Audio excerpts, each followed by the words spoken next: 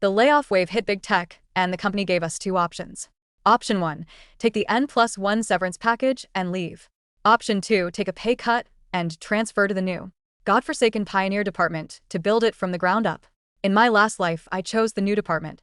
It turned out to be a secret R&D hub for the company's push into AI. 3 years later, everyone's stock options exploded, and I became financially independent. My best friend, Jessica, took the severance, gambled it all on the stock market, lost everything, and ended up driving her car into mine, sending us both off an overpass to our deaths. Reborn, I found myself back in that meeting room.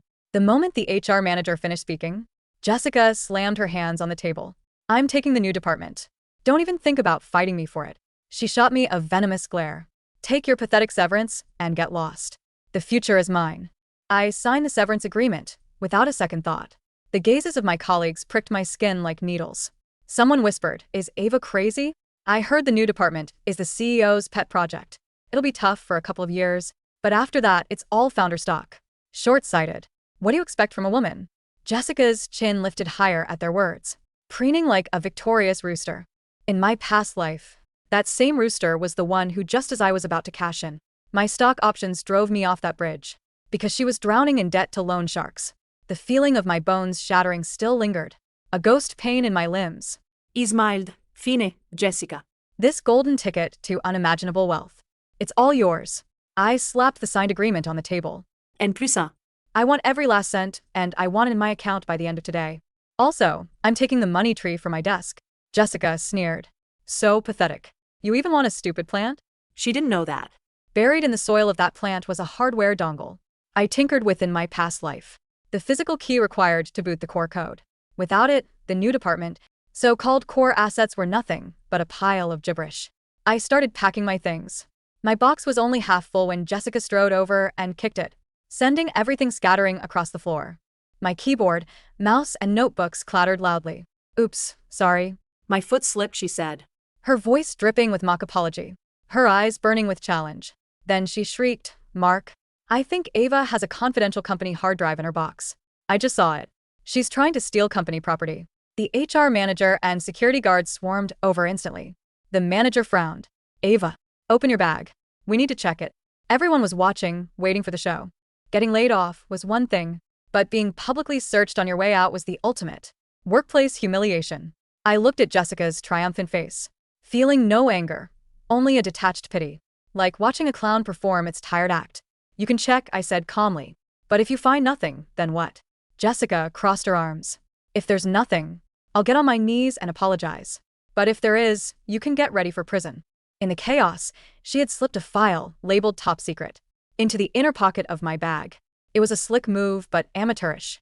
I pulled out my phone and connected to the office's smart surveillance system. A little plug-in I'd installed myself to test a visual algorithm. No one knew it existed. I mirrored my phone screen to the large TV in the conference room, and there it was in glorious high definition. Jessica furtively stuffing the file into my bag. The image was so clear. You could see the poorly blended pimple on her cheek. The room fell dead silent. Jessica's face turned the color of raw liver. The HR manager's face was as black as the bottom of a pot. "Jessica," he growled. "Care to explain?" She trembled. I was just joking with her." "On your knees," I said, my voice cold. Jessica bit her lip, tears welling in her eyes. But she didn't move. I raised my phone. "Fine, don't kneel. I'll just send this video to every HR group in the industry and file a police report for false accusation. While I'm at it." Thud. Jessica's knees buckled, and she crumpled to the floor. "I'm sorry," she whispered, her voice barely audible. I picked up my box and stepped over her. "Save your knees. You'll be doing a lot more begging in the future." Outside, the sunlight was blinding. My phone vibrated, a text from my bank. The severance had arrived, $35,000, my startup capital. As I passed the smoking area, I saw a couple of security guards shoving a man. He was a mess, unshaven, his hair greasy and matted, wearing a yellowed white t-shirt. His eyes were utterly dead. Noah, in my last life, he was the company's director of technology.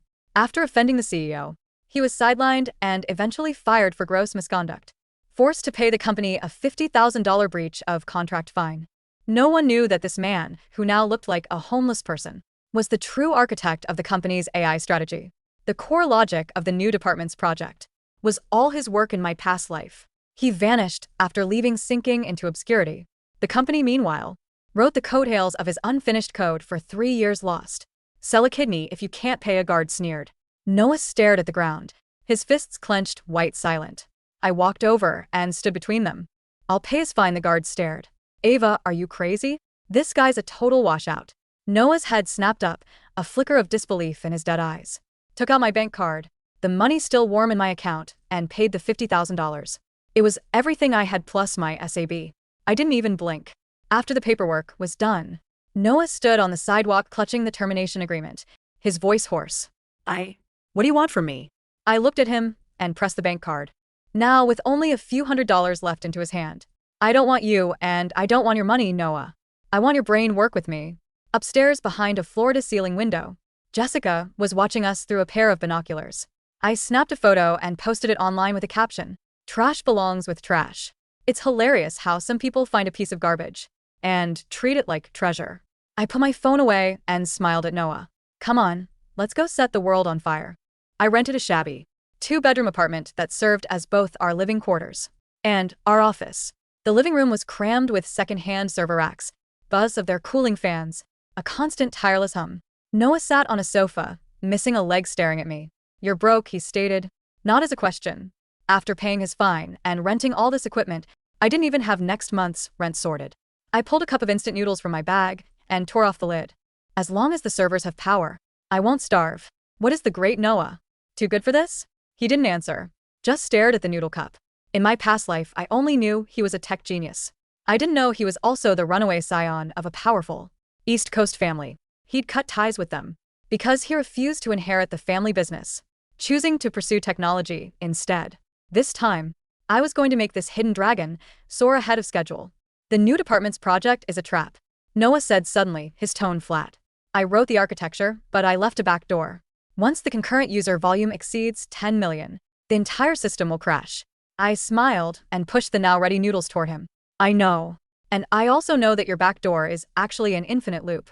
Once triggered, it'll fry the hardware. Noah's pupils contracted. He looked at me like I was some kind of monster. How did you know? I haven't even finished writing that algorithm. I didn't explain. I just sat down at the computer. My fingers flew across the keyboard, lines of code pouring out like a waterfall. It was the same algorithm that had taken him 3 years to complete. In our last life, the core technology that would later have industry giants scrambling. 10 minutes later, I hit enter. A green success flashed on the screen. The fork dropped from Noah's hand, clattering on the floor. He rushed over, his eyes glued to the screen, his breathing heavy and ragged. That's the logical loop I've been trying to solve for 6 months. I pointed to the screen. I want to turn this project into a SaaS platform. I need it online within a month. Any problem with that? Noah licked his dry lips, a fire igniting in his eyes. As long as we can pay the electricity bill, I can get it done in 2 weeks. Days that followed were a blur of manic energy. We were like 2 mad scientists doing nothing but eating, sleeping, and coding. To save money, I sold all my old designer bags. Noah saw it all but said nothing. He just typed faster. In our old work group chat, Jessica was broadcasting her highlight reel daily. Another late night at the office. Coffee in the new department is amazing, The boss said. I'm the future of the company. So much pressure. LOL. Heard someone's been dumpster diving since they left. So sad. The posts were accompanied by pictures of her, posing at her desk in a bright, spacious office. I knew that. The screen of her computer actually showed an order page for a freelancing website. She was hiring a ghostwriter because before I left, I completely wiped my old computer. She couldn't find a single useful document. One day, one of our graphics cards burned out. We had no choice but to replace it. Noah and I went to an electronics market, and of course, we ran into them. We had just walked into a shop when we heard Jessica's shrill voice. I'll take this, a 100 graphics card. The company is paying. Money is no object. He was clinging to the arm of a balding man, her sycophantic boss, Mark, the one backing her in the new department. I glanced at the card. It was the best secondhand one in the store. Exactly what we needed. I saw that card first, I said, walking over. Jessica turned, and a mocking smile spread across her face when she saw me. Well, if it isn't Ava, what are you scavenging for? Parts now? She scanned my cheap t-shirt, then glanced at the scruffy Noah beside me. Still hanging out with your homeless boyfriend. This card is $8,000. Can you afford it? You probably couldn't even get that much if you sold yourself. She deliberately lifted her high-heeled foot and pressed it down on the graphics card. grinding it against the floor. Oh, sorry. I got it dirty. But since I saw it first, even if I smash it, I wouldn't give it to a beggar. The balding man chuckled. Jessica, don't waste your time on these low lives. Let's just have security throw them out. The other shop owners and customers were watching the spectacle. I clenched my fists about to snap, but the ever-silent Noah standing behind me suddenly moved. Noah moved. It was like a black flash of lightning. He shoved aside the security guard who was stepping forward, the force of it sending the 200-pound man stumbling backward. Then he bent down, ignoring Jessica's shriek as she jumped away, and snatched the graphics card from under her foot. The movement was rough, almost brutal. He used his own yellow t-shirt to wipe the dust off the card, his eyes dark and menacing. This technology under your shoe, he said, his voice low and dangerous. An insult. He looked up, his cold gaze sweeping over Jessica and her boss. Touch her again, I dare you. His voice wasn't loud, but it was filled with a chilling intensity.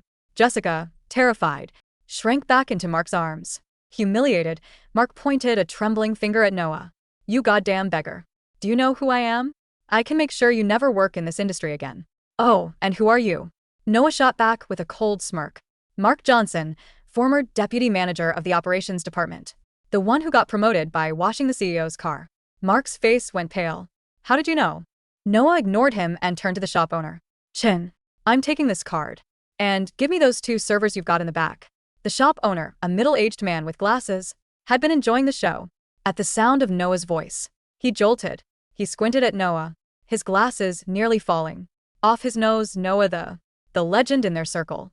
The name Noah was just that, a legend. Even though he'd been fired, in the eyes of true geeks, he was a god. The owner's hands were shaking with excitement. Noah, sir, what are you? Oh my god. The card is a gift. A gift and the servers. You can have them for half price. If you have any big projects in the future, please remember me. Jessica was dumbfounded. Are you crazy? I'll pay double. The owner shot her a disdainful look. You think money is everything? Get out. Get out. Don't dirty my shop. Do you have any idea who you were? Just bullying. Trembling with rage, Jessica pointed at me. Ava. You win this time. Just you wait at the product launch in a few days. I'm going to show you the meaning of despair. He stormed off, dragging Mark with her. On the way back, Noah cradled the graphics card like a precious treasure. I looked at his profile and suddenly found him much more appealing. Thanks back there. Noah grunted. I was saving the card. Not you. Back at our workshop, the atmosphere grew tense. Product launch, Jessica mentioned, was the new department's public debut. According to the timeline from my previous life, there was no way they could have a viable product ready. The only reason Jessica was so confident was that she must have found a shortcut. Sure enough, at 3 o'clock that morning, our firewall lit up with frantic red alerts. Someone was attacking our private network. Noah's fingers danced across the keyboard, code flowing down the screen like a waterfall. It's an IP from the old company. They're scanning our ports. He sneered, trying to steal our code. Not a chance. Just as he was about to hit enter to launch a counterattack, I placed my hand on his. Don't stop them. Noah frowned at me. Are you insane? This is everything we've built. I stared at the blinking red on the screen, a glint of steel in my eyes. Let them steal it. I opened a hidden folder.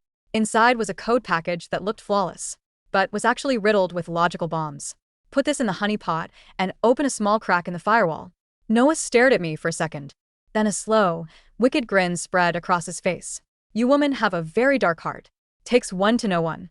The transfer bar on the screen moved with agonizing slowness. 98%. 99%. They're greedy, Noah muttered, the blue light of the monitor reflecting in his dark eyes. They aren't just taking the source code. They're trying to mirror the entire database structure. Good, I said, leaning back in my squeaky secondhand chair. The heavier the load, the harder they fall. 100%. Transfer complete. Almost instantly, the intrusion attempt stopped. The red alerts on our firewall faded into a benign gray. Silence returned to the cramped apartment, save for the hum of the fans and the distant wail of a police siren. Noah cracked his knuckles, a sound like dry twigs snapping. It's done. They have the Chimera build. Chimera. A beast made of disparate parts. To the naked eye, the code was a masterpiece of neural network architecture. It was elegant, streamlined, and faster than anything currently on the market. But buried deep within the kernel, disguised as a redundancy protocol, was the logic bomb. It was designed to listen. It would remain dormant during standard testing. It would sleep through the QA checks. But the moment the system detected the specific handshake of a live, global broadcast, the high-bandwidth signature of the company's launch venue, it would wake up. And it would be hungry. You realize, Noah said, turning his chair to face me, that if they run a deep-dive sandbox test, they might find the loop. They won't, I replied, grabbing a lukewarm can of soda. Mark is in charge of operations, and Jessica is heading the product. Neither of them can read code, and they fired the only person who could, you. They're under pressure from the board to show results. They'll run a surface diagnostic, see green lights, and pop the champagne. Noah studied me.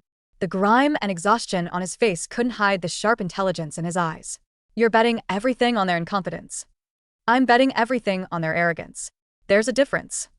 For the next 3 days, the world outside our apartment ceased to exist. We worked in shifts. When I slept, Noah coded the front-end interface of our platform, Ether. When he passed out on the lumpy sofa, I optimized the server load balancing. We weren't just building a product. We were building a weapon. On the morning of the launch, the air in the apartment was stale, thick with the smell of ozone and instant coffee. I stood before the cracked full-length mirror, smoothing down a black dress I'd saved from the purge of my designer closet. Noah emerged from the bathroom. He had shaved. His hair, usually a greasy curtain, was washed and pulled back.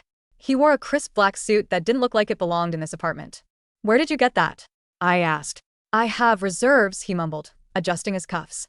"If we're going to watch them burn, I want to be dressed for the funeral." The launch was held at the Grand Millennium Center. It was the kind of venue that screamed, too big to fail. Massive LED screens lined the walls, and the air was chilled to a precise, expensive temperature. We didn't have invitations. We didn't need them. Noah had routed our IDs through the event staff database the night before. To the security scanners, we were level 5 technical consultants. We stood in the shadows of the mezzanine, overlooking the sea of reporters, investors, and tech enthusiasts.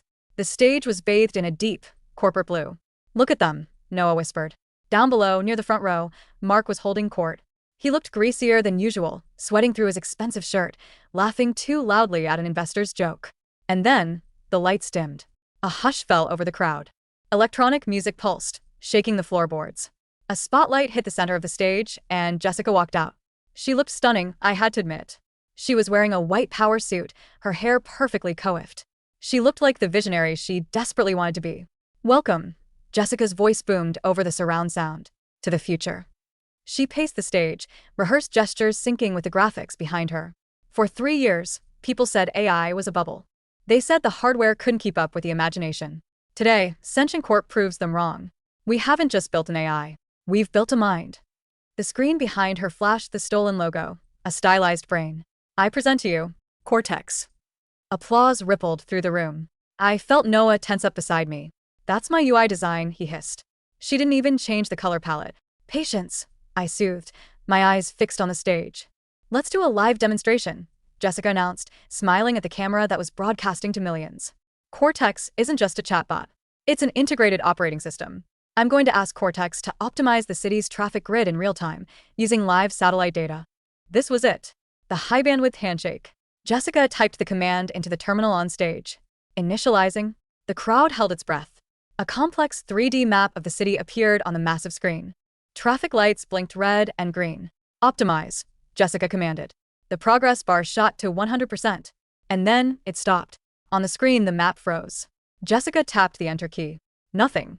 She tapped it again, her smile wavering slightly. Just processing the immense amount of data. One moment, behind the scenes, in the server racks hidden backstage, the Chimera code had woken up. It wasn't optimizing traffic. It was executing an infinite recursive loop, demanding more voltage with every millisecond. Without the hardware dongle, the voltage regulator buried in my potted plant, the safety breakers on the servers were being bypassed by the software. Whir. The sound started low, a deep vibration that listeners could feel in their teeth. The cooling fans on the stage servers kicked into overdrive, screaming like jet engines. "What is that noise?" someone in the front row asked. "As you can see," Jessica's voice cracked. She looked toward the wings, panic flaring in her eyes. "Tech support." The screen behind her flickered. The 3D map distorted, the colors inverting. Green traffic lights turned blood red. Then, the image tore apart, replaced by lines of scrolling text. It wasn't code. It was the garbage output I had warned her about. But Noah, in his infinite spite, had made sure the garbage had a pattern. Hundreds of lines of text repeated. Error. Thief detected. Error. Insufficient intellect. The crowd gasped. "Cut the feed." Mark screamed from the front row, jumping up. But it was too late. A loud pop echoed through the hall, sounding like a gunshot.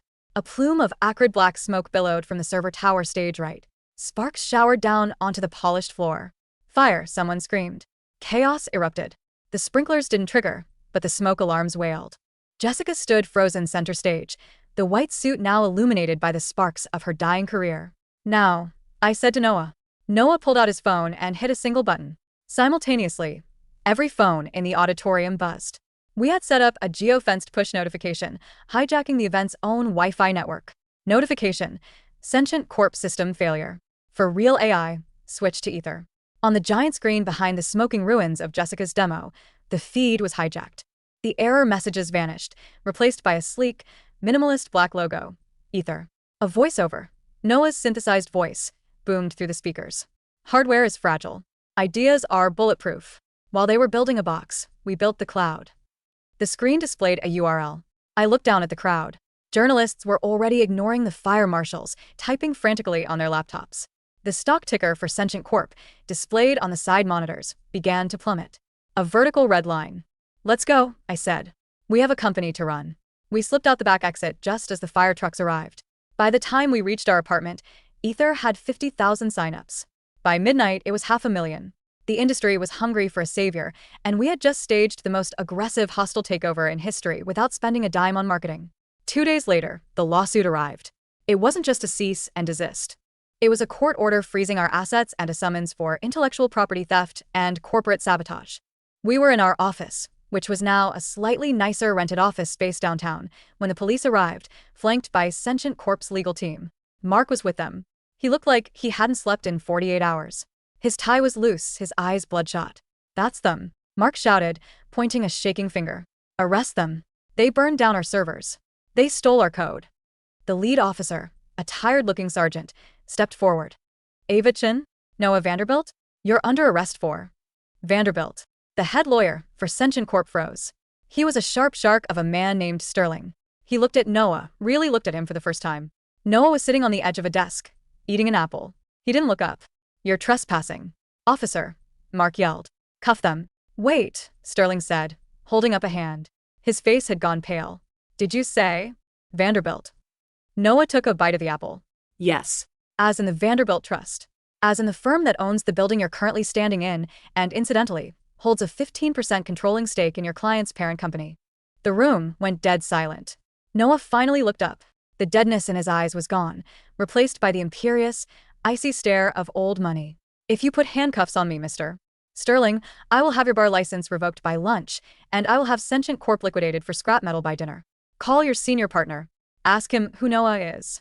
Sterling swallowed hard. He pulled out his phone, his hands trembling slightly, and stepped into the hallway.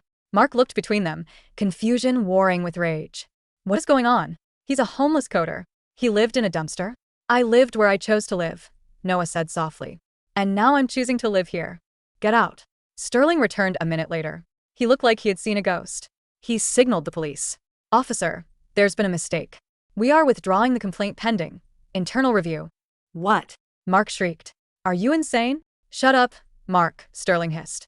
He bowed slightly to Noah. Mr. Vanderbilt. My apologies. We didn't know. Now you do, Noah said. Leave the warrant. I'll need it for the countersuit. The legal immunity bought us time, but the public opinion war was still raging. Jessica hadn't given up.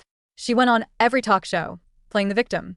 She claimed I was a bitter ex-employee who sabotaged her out of jealousy. She cried on camera. She was good at it.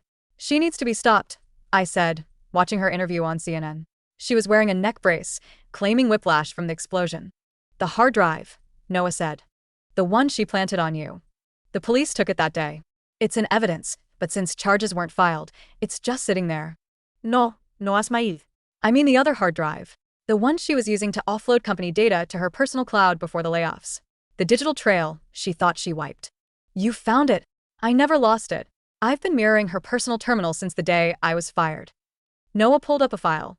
It wasn't just corporate theft. It was embezzlement. Jessica and Mark had been siphoning development funds into a shell company for months. The high cost of the new department wasn't R&D, it was them buying condos in Miami. Release it, I said. Not just to the press, Noah corrected. To the SEC. The arrest happened a week later. I went to the old office building to pick up the last of my personal effects, a purely symbolic gesture, as I had bought the building the day before. Jessica was being escorted out by federal agents. She wasn't wearing a power suit this time. She was in sweatpants, her makeup smeared, handcuffs gleaming on her wrists. She saw me standing by the revolving doors. She stopped, fighting against the agent's grip. "Ava," she screamed. "You did this. You ruined my life." I walked over to her. Up close, she looked old. The malice that had fueled her for so long had burned her out from the inside. "You drove a car off a bridge," I said quietly, so only she could hear. She blinked, confused. What? "What are you talking about?" "In another life," I whispered. "You killed me for money. In this life, I'm just taking the money back. Consider us even." "You're crazy," she spat. "You're a psycho. I'm a CEO corrected. And you're a liability." I nodded to the agents. "Get her out of my lobby." 3 years later, Ether was the backbone of the global tech infrastructure. We had surpassed the giants. I sat in my office on the top floor of the Spire, the building where I used to be a mid-level manager. The decor was minimalist, except for one thing. On the central table sat a lush, vibrant money tree plant. Buried in its soil, the hardware dongle was still there, rusting away, a useless artifact of a war already won. The door opened. Noah walked in. He didn't look like a homeless man, and he didn't look like an aristocrat anymore. He just looked like Noah. He was wearing a t-shirt that said "I code, therefore I am," and jeans. "Board meeting in 5 minutes," he said, grabbing a water from my fridge. "They want to discuss the acquisition of that biotech firm." "Boring," I said, turning my chair to face the window. The city sprawled out below us, a grid of lights and data, all flowing through our servers. "Jessica's parole hearing is today," Noah mentioned casually. "Is it?" I watched a plane cut through the clouds. "Do you think she'll get out?" "Doubt it. The embezzlement charges stuck, but the fraud against the investors is what buried her. Mark testified against her for a reduced sentence. He's managing a Cinnabon in Nebraska now." I smiled. Fitting.